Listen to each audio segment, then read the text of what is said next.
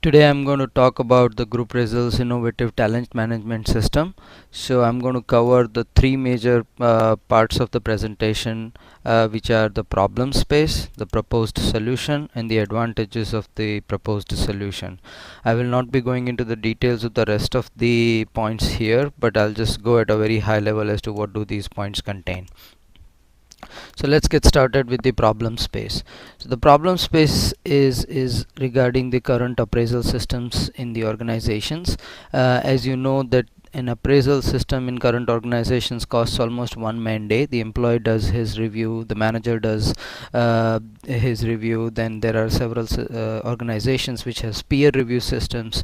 If you add all the time up, it costs one man day per employee, which can be anywhere between 500 to $1,000 in US, and depending upon the location and the level of the employee, the cost may vary. So even after spending so much of money, what are we getting out of these appraisal systems? When it comes time to recruit people internally from one department to another, the companies still undergo interviews. Even after spending so much of money to collect information about the performance of the employee, this information is useless to recruit people internally. When it comes time to pick a employee for an upcoming project, we still cannot use this appraisal information, and it does not help us understand the overall department performance. The senior management still has to rely on their gut feeling to decide why a certain department is not performing good. So why is this happening? So the answer to why is two major reasons. One is missing trust in the reviewer who provided the rating. When I look at a person's review, the first question which comes to my mind is, who said this person is great? If the person who said this person is great is himself a very good performer, then I trust the opinion. Otherwise, I discount the opinion. But in the current appraisal system, this information is not available. So by just looking at the review, I am not able to make up my mind whether to trust the review or not. The second issue is it misses information on skill about the person. I am looking for a programmer, and specifically a Java programmer. So if the review says the person is good, and the review was generated based upon whether the person is good in communication, leadership, innovativeness, then it is not very helpful for me to decide on a person with a Java skill. Let me set the expectation before I go into the proposed talent management system or the proposed solution.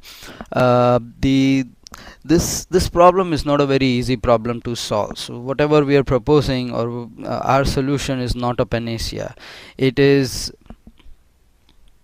a step to improve the current system. It is better than what we have right now. What we are trying to do is, if say there are 50 parameters on which a appraisal system should be rated, we are trying to make it better on 15 of the parameters and not make it worse on the rest of the 35.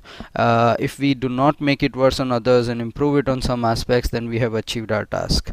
It is radically different, so you have to keep a very open mind, and it will require further tweaks when we put it into the field. It's not that this is the final version. As depending upon the company's needs, there will be small changes which will come into it at later stages. So with that background, let's jump into the proposed talent management solution. The proposed solution is that anybody can grant points to anybody else for above average performance. But after receiving the points, the system applies algorithm to the points received from various people. So the first algorithm which gets applied is better performance results in higher weightage to your points. So let me give you an example. Say there is an employee A who receives very good points from everybody else in the companies. Whatever points the employee A gives out carries much higher weightage. So a good performer's opinion has a higher weightage. And if there is another employee B who is not rated very high in the company, then whatever points he gives out, those points have a very low weightage. So a not so good performer's opinion does not carry any weightage. It can be depicted using a diagram over here. As you can see that a good performer's opinion is a very high weightage. which is true, which is true in even in a normal day-to-day life, and that is what solves the first problem that we raised. Another algorithm which the system applies is, say a person A tends to give higher points every time, and there's a person B who tends to give very little points. So even if both of them give points on a scale of 1 to 100, A tends to give points always near in the range of 80s to 95, whereas the other guy tends to give points in the range of say 50s to 70s. the the system automatically normalizes these points. It looks at the pattern a person is giving out points and calculates the total number of points issued by an employee, and then determines the worth of every point. So a person who gives out a lot of points, each of his points is the size of a grape, whereas a person who gives out very few points, each of his points is the size of an apple, or a much higher weightage. So given this, what the system further does is it categorizes these points. So if a points received from seniors, the points which are received were divided based upon the source of those points. So there are points, when you drill down on a person's points, you can see how much percentage of the points are received from seniors and how much percentage from juniors, which gives you an additional insight into the person's personality. If a person is receiving 90% of its points from seniors and very few, under 10% only from juniors, or vice versa. Similarly, a person receiving points from his manager or manager's manager, or his juniors or juniors, they are all called vertical points, and the points received from the rest of the world are called horizontal points. Once again, an additional insight into the person's personality can be reached at by finding out what percentage of points are coming from which sources. Now, how do we determine solve the second problem, which is the missing skill information in the current appraisal system as to what are the actual skills of the person? Because the current forms ask very standard questions around what are the communication, leadership, initiativeness, etc. skills. So this problem is solved using a feature called skill tags. When a person is granting another person points, he is supposed to give the top 3 skills that come to his mind about the reviewee.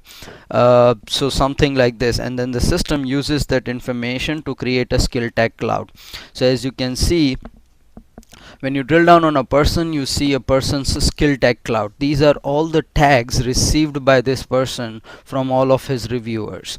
The tags which are received more frequently are shown in larger characters, and those which are received less frequently are in smaller characters. The technical skills are in one color and the soft skills are in the other color. So this gives the entire personality of the person as seen by his or her environment. And a particular skill, if you're looking for a particular skill, and if the skill is missing in the skill tag cloud, that means that person is not perceived to be having that skill. How does the system uses the skill tags? The system calculates the frequency of each skill tag, and then depending upon the frequency of each skill tag, takes the total score and divides it in the frequency, in the ratio of the frequency of each of the top 3 skill tags. So for example, if a person receives Java 10 times, hardworking 3 times, and say humorous 2 times. Humorous can be a very important skill in some job roles, like say for example sales. Now the system will take his total score of say 500 and divide it in the ratio of 10:5:2. So now each person has a score for his particular skill.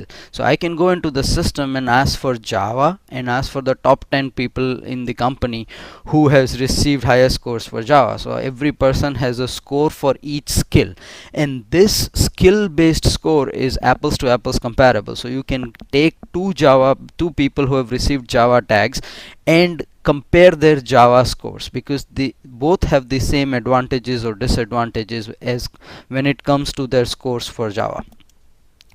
This creates a self-evolving list of skills. In the current HR forms, the HR decides on a form, and then more skills become applicable in the changing environment, but it takes a while to get those skills into the questionnaires. Now let's look into another aspect of the system, which is improved accuracy. So how do we improve the accuracy of the system of the points received or the information collected as part of this entire process? The first change that we did in the design of the system is overall points versus multiple detailed questions. If you see, there are like 15 questions in the current reviews which you have to answer, saying how is the person on a scale of 1 to 10 on communication, leadership, etc., etc.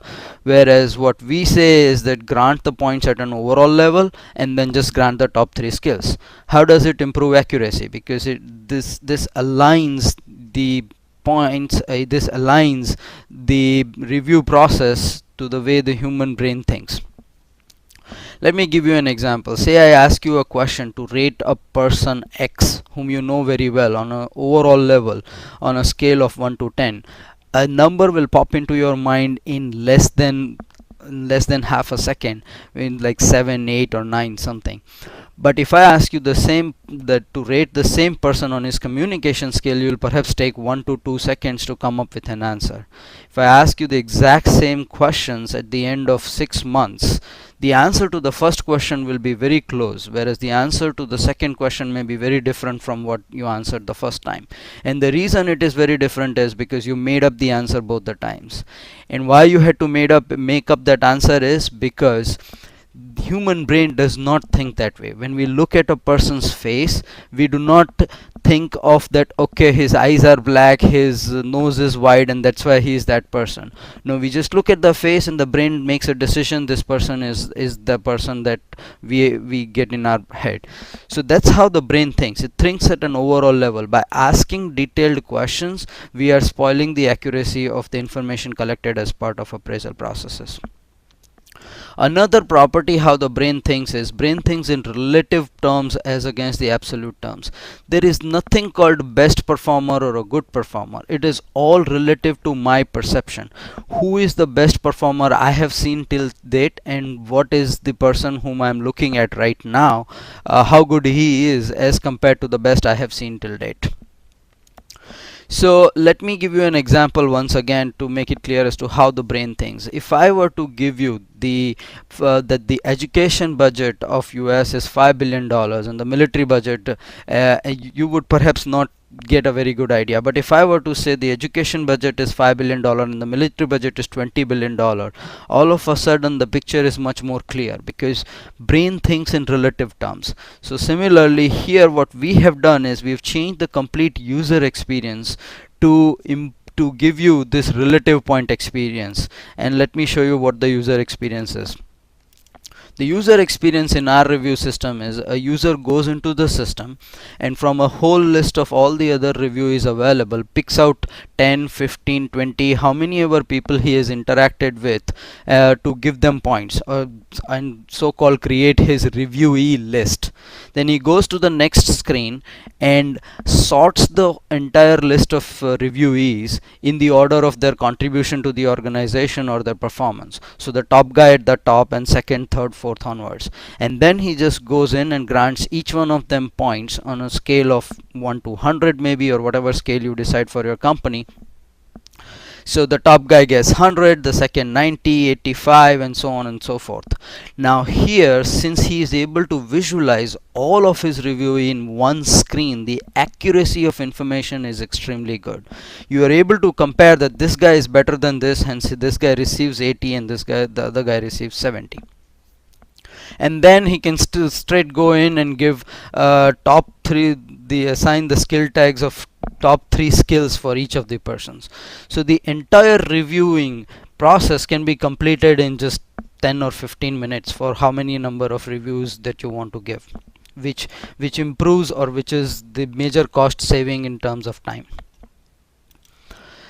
There are some others very small features. There's no points is equivalent to negative points. There is no negative pointing. If you notice, there is nothing called weaknesses in the entire system, and that is intentionally kept not to identify any weaknesses. If you look at the skill tag cloud of the person, and if you see a skill, if you cannot find a particular skill, you already know that skill is missing. So you do not have to explicitly point out any negativity, which keeps the system so much more positive. points expire on a rolling basis. Those points given this month, this year, will expire the same month next year. Let's quickly go into the advantages of the proposed system. It helps identify top performers and bottom performers. It helps you search per skill. So I can go in and say sales and find the top 10 people in the company who have received the sales tag and their scores. It provides an objective basis for comparison. It provides immediate recognition for a job well done. Say you do the company has some issue, you jumped in, you worked really hard, and you solved the problem in one day. You solve the problem, and the next day when you walk in into the office, you see your email box with several emails saying good job, great job. The senior management does this because they know that immediate recognition is very important for motivation of the people. In this system, you do not have to send out emails. You start granting the points, the person sees his point score going up, he is happy because of the immediate recognition, and all the feedback got recorded and nobody has to remember it at the end of the year. It enables public recognition, which is known to be the topmost talent retention factor. People don't stay with a company because they are paid the most. People stick to a company because they are respected or treated like a king in a particular company. Here, and companies, that's why devise these schemes for employee of the month, employee of the year. Here no such schemes are required because they are built into the system. We recommend that the top 30% point earners, their names should be left public along with their scores within the intranet, so they kind of become a public celebrity in the company. When they go into the cafeteria and a newcomer is sitting on a table, he'll be introduced to that saying he's a 500 pointer. So it gives a public recognition which the person doesn't want to leave, and that's why he kind of wants to stick to the organization. It is consistent across organization, transparent and fair, less onerous to participate. I don't have to sit there and write essays about people which nobody is going to ever read. It enables top performers to have greater impact on the company. That is what we want. It adapts goals to the evolving environment. At the beginning of the year, if there is a sales target of increasing the sales by 10%, but if the person kept the sales exactly the same and the market was really bad, even then he still did a good job. And here, when people are granting points, people are going to consider the environment and give points rather than just measure against preset goals at the beginning of the year. It encourages teamwork, discourages office politics. Basically, it creates a healthy work environment because now everybody is part of the ecosystem. It avoids anomalies because of department change, manager change. We all know that when we move from one department to another, all the good work, all the hard work that we did is kind of lost to some extent because the existing manager doesn't care, you're not going to stay there, whereas the new manager says, you are new, I don't know you. Here in this case, people grant each other points all throughout the year, and any time of the year when you move from one department to another, you take your points along with you. Here, merit manager is not the limit, sky is the limit. You must have heard of this saying, people don't leave companies, people leave their managers. You end up hiring a mediocre manager, and people under that manager tend to leave or are not growing very well, whereas here it is very easy to find if the manager himself is receiving not very good points and the person underneath is receiving very good points. It being you are getting, every person is getting feedback from all around, so is not completely dependent on one manager. It encourages work for the company and not for the manager culture. It is extremely cost effective, 90% saving in terms of time for reviews. It improves the accuracy of the information. And last but not the least, very important to advantages, that now you can trend the performance of not only an individual but entire department and superimposed graphs for comparison with one another. You can find the strongest and the weakest skill for a department. You can create hypothesis, why is one division doing better than the other division? Is there a particular skill which is very good in one department but not as good in the other department, and which skill do you need to cross pollinate? So it gives you an amazing insight or data numbers around your performance, which you can use to come up with better decisions at the senior level. System misuse checks and balances talks about how people can try and game the system and how is the system going to handle those checks and how the system is going to prevent all those gaming. Q&A has very simple little questions. A very common question comes to me is, you're trying to make the system democratic, and I'm like, no, you can give weightage to all the sources of points. So I can give zero weightage to all sources of points except for the points received from my manager or from each person's manager, in which case it will perhaps mimic the exact system which you have. You can keep collecting the points, and if you think the points are adding value, then you can enable or start giving more weightage to the other sources of points. Defaults and configurations talks about various defaults and configurations in the system, which will help you customize the system to your needs. Say for example, we say top 30% of the people should be left public. You can change that setting. We currently say that the default in the system is anybody can grant points to anybody else, but if the requirement is that only the people in the department can grant points, then you can make that setting, and so on and so forth. Integration points talks about how is this system going to integrate with your current HR system. So basically sourcing the employee data, the hierarchy, etc., etc. That's all I want to cover for today. Thank you very much for watching the presentation. For any questions, please write to cplunker@groupraisal.com. Thank you.